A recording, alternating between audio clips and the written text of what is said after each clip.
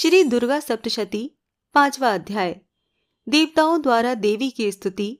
चंड मुंड के मुख से अंबिका के रूप की प्रशंसा सुनकर शुंभ का उनके पास दूत भेजना और दूत का निराश लौटना।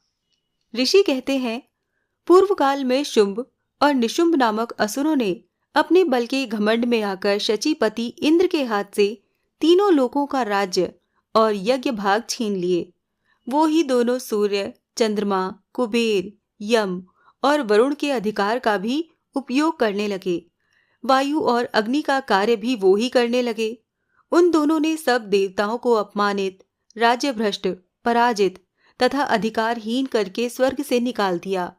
उन दोनों महान असुरों से तिरस्कृत देवताओं ने अपराजिता देवी का स्मरण किया और सोचा, जगदम्बा ने हम लोगों को वर दिया था कि आपत्ति काल में स्मरण करने पर मैं तुम्हारी सब आपत्तियों का तत्काल नाश कर दूंगी। ये विचार कर देवता गिरिराज हिमालय पर गए और वहां भगवती विष्णु माया की स्तुति करने लगे। देवता बोले, देवी को नमस्कार है, महादेवी शिवा को सर्वदा नमस्कार है, प्रकृति एवं भद्रा को प्रणाम है। हम लोग नियम पूर्वक जगदम्बा को नमस्कार करते हैं। रौद्रा को नमस्कार है, नित्या, गौरी एवं धात्री को बारंबार नमस्कार है। ज्योत्सनामयी, चंद्र रूपिणी एवं सुख स्वरूपा देवी को सतत प्रणाम है। शरणागतों का कल्याण करने वाली वृद्धि एवं सिद्धि रूपा देवी को हम बारंबार नमस्कार करते हैं। राक्षसों की लक्ष्मी, राजाओं की लक्ष्मी तथा शिव पत्नी स्वरूपा आप जगदम्बा को बार बार नमस्कार है। दुर्गा, दुर्गपारा, सारा, सर्वकारिणी, ख्याति, कृष्णा और धूम्रा देवी को सर्वदा नमस्कार है। अत्यंत सौम्य तथा अत्यंत रौद्र रूपा देवी को हम नमस्कार करते हैं। उन्हें हमारा बारंबार प्रणाम है। जगत की आधारभूता कृति देवी को बारंबार नमस्कार है।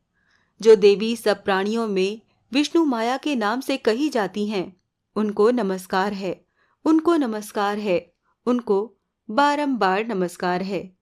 जो देवी सब प्राणियों में चेतना कहलाती हैं, उनको नमस्कार, उनको नमस्कार, उनको बारंबार नमस्कार है। जो देवी सब प्राणियों में बुद्धि रूप से स्थित हैं, उनको नमस्कार, उनको नमस्कार, उनको बारंबार नमस्कार है।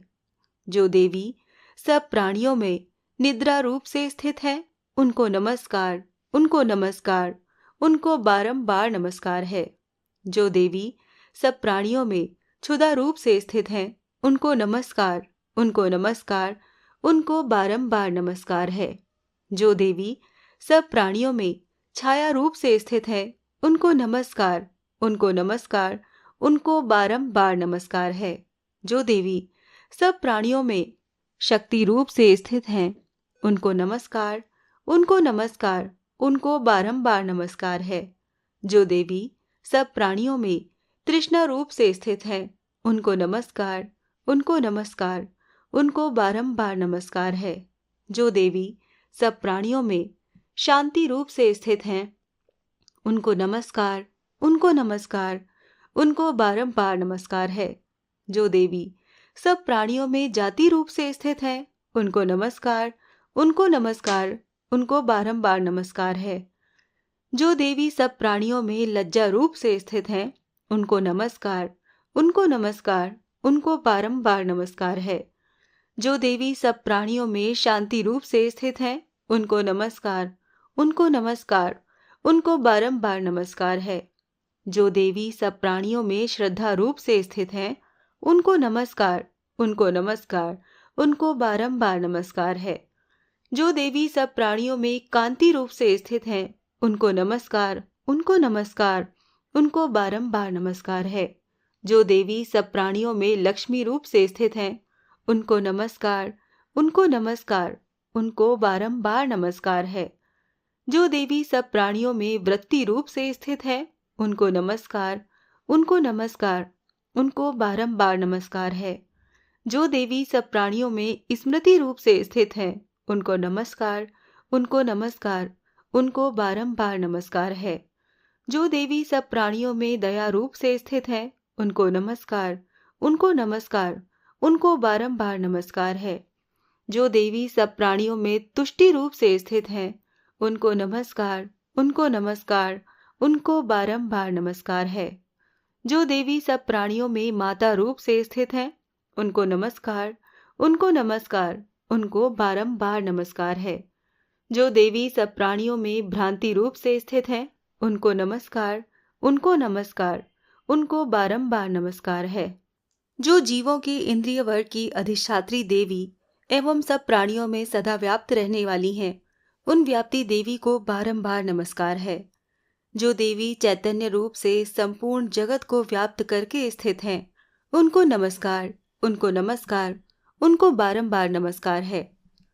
पूर्व काल में अपने अभीष्ट की प्राप्ति होने से देवताओं ने जिनकी स्तुति की तथा देवराज इंद्र ने बहुत दिनों तक जिनका सेवन किया, वो कल्याण की साधन भूता ईश्वरी हमारा कल्याण और मंगल करे तथा सारी आपत्तियों का नाश कर डाले। उद्दंड दैत्यों से सताए हुए हम सभी देवता जिन परमेश्वरी को इस समय नमस्कार करते हैं तथा जो भक्ति से विनम्र पुरुषों द्वारा स्मरण की जाने पर तत्काल ही संपूर्ण विपत्तियों का नाश कर देती हैं, वो जगदम्बा हमारा संकट दूर करें। ऋषि कहते हैं, राजन, इस प्रकार जब देवता स्तुति कर रहे थे, उस समय पार्वती देवी गंगा जी के जल में स्नान करने के लिए वहां आई। उन सुंदर बाहों वाली भगवती ने देवताओं से पूछा, आप लोग यहाँ किसकी स्तुति करते हैं? तब उन्हीं के शरीर कोश से प्रकट हुई शिवा देवी बोली, शुंभ दैत्य से तिरस्कृत और युद्ध में निशुंभ से पराजित होकर यहाँ एकत्रित हुए ये समस्त देवता ये मेरी ही स्तुति कर रहे हैं। पार्वती जी के शरीर कोश से अंबिका का प्रादुर्भाव हुआ था, इसीलिए वो समस्त लोकों में कौशिकी कही जाती हैं। कौशिकी के प्रकट होने के बाद पार्वती देवी का शरीर काले रंग का हो गया, अतः वो हिमालय पर रहने वाली कालिका देवी के नाम से विख्यात हुई। तदंतर शुंभ निशुंभ के भृत्य चंडमुंड वहां आए और उन्होंने परम मनोहर रूप धारण करने वाली अंबिका देवी को देखा। फिर वो शुंभ के पास जाकर बोले, महाराज, एक अत्यंत मनोहर स्त्री है जो अपनी दिव्य कांति से हिमालय को प्रकाशित कर रही है। वैसा उत्तम रूप कहीं किसी ने भी नहीं देखा होगा। असुरेश्वर, पता लगाइए वो देवी कौन है और उसे ले लीजिए। स्त्रियों में तो वो रत्न है, उसका प्रत्येक अंग बहुत ही सुंदर है तथा वो अपने श्री अंगों की प्रभा से संपूर्ण दिशाओं में प्रकाश फैला रही है। दैत्यराज, अभी वो हिमालय पर ही मौजूद है, आप उसे देख सकते हैं। प्रभु, तीनों लोकों में मणि, हाथी और घोड़े आदि जितने भी रत्न हैं, वो सब इस समय आपके घर में शोभा पाते हैं। हाथियों में रत्नभूत ऐरावत, ये पारिजात का वृक्ष और ये उच्च श्रवा घोड़ा, ये सब आपने इंद्र से ले लिया है। हंसों से जुता हुआ ये विमान भी आपके आंगन में शोभा पाता है। ये रत्नभूत अद्भुत विमान जो पहले ब्रह्मा जी के पास था, अब आपके यहाँ लाया गया है। ये महापदम नामक निधि आप कुबेर से छीन लाए हैं। समुद्र ने भी आपको किंजलकिनी नाम की माला भेंट की है, जो केसरों से सुशोभित है और जिसके कमल कभी कुम्भलाते नहीं हैं।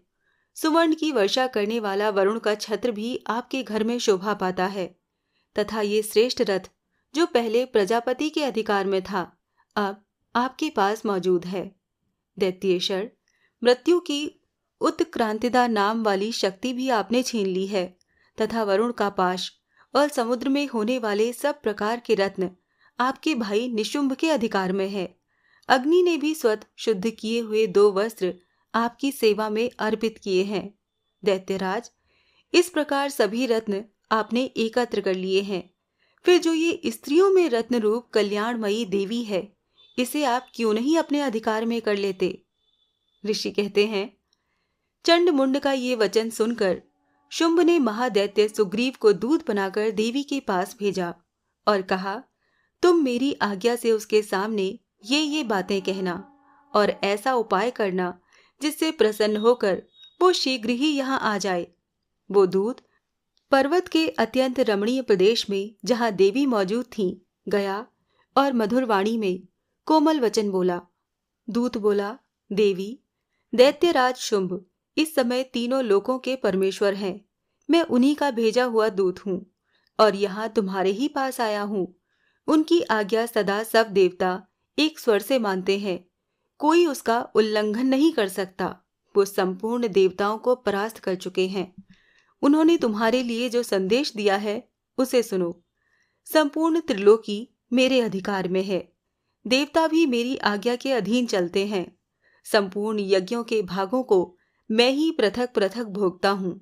तीनों लोकों में जितने श्रेष्ठ रत्न हैं वो सब मेरे अधिकार में है। देवराज इंद्र का वाहन ऐरावत, जो हाथियों में रत्न के समान है, मैंने छीन लिया है। क्षीर सागर का मंथन करने से जो अश्वरत्न उच्च श्रवा प्रकट हुआ था, उसे देवताओं ने मेरे पैरों पर पड़कर समर्पित किया है। सुंदरी, उनके सिवा और भी जितने रत्नभूत पदार्थ देवताओं, गंधर्वों और नागों के पास थे, वो सब मेरे ही पास आ गए हैं। देवी, हम लोग तुम्हें संसार की स्त्रियों में रत्न मानते हैं, अतः तुम हमारे पास आ जाओ, क्योंकि रत्नों का उपभोग करने वाले हम ही हैं। चंचल कटाक्षों वाली सुंदरी, तुम मेरी या मेरे भाई महापराक्रमी निशुंभ की सेवा में आ जाओ, क्योंकि तुम रत्न स्वरूपा हो। मेरा वरण करने से तुम्हें तुलना रहित महान ऐश्वर्य की प्राप्ति होगी। अपनी बुद्धि से ये विचार कर तुम मेरी पत्नी बन जाओ। ऋषि कहते हैं, दूत के यूं कहने पर कल्याणमयी भगवती दुर्गा देवी, जो इस जगत को धारण करती हैं, मन ही मन गंभीर भाव से मुस्कुराई और इस प्रकार बोली। देवी ने कहा, दूत, तुमने सत्य कहा है, इसमें तनिक भी मिथ्या नहीं है। शुंभ तीनों लोकों का स्वामी है और निशुंभ भी उसी के समान पराक्रमी है। किंतु इस विषय में मैंने जो प्रतिज्ञा कर ली है उसे मिथ्या कैसे करूं? मैंने अपनी अल्प बुद्धि के कारण पहले से जो प्रतिज्ञा कर रखी है उसे सुनो। जो मुझे संग्राम में जीत लेगा, जो मेरे अभिमान को चूर्ण कर देगा तथा संसार में जो मेरे समान बलवान होगा, वही मेरा स्वामी होगा। इसीलिए शुंभ अथवा महादैत्य निशुंभ स्वयं ही यहाँ पधारे और मुझे जीतकर शीघ्र ही मेरा पाणी ग्रहण कर लें। इसमें विलंब की क्या आवश्यकता है?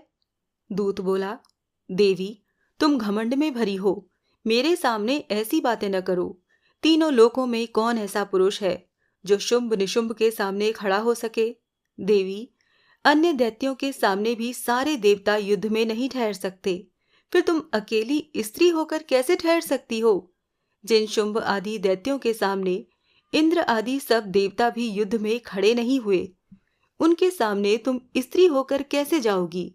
इसीलिए तुम मेरे ही कहने से शुंभ निशुंभ के पास चली चलो। ऐसा करने से तुम्हारे गौरव की रक्षा होगी, अन्यथा जब वो केश पकड़कर घसीटेंगे तब तुम्हें अपनी प्रतिष्ठा खोकर जाना पड़ेगा। देवी ने कहा, तुम्हारा कहना ठीक है। शुंभ बलवान है और निशुंभ भी बड़े पराक्रमी हैं, किंतु क्या करूं? मैंने पहले बिना सोचे समझे प्रतिज्ञा कर ली है। अतः अब तुम जाओ। मैंने तुमसे जो कुछ कहा है वो सब दैत्यराज से आदरपूर्वक कहना, फिर वो जो उचित जान पड़े करें।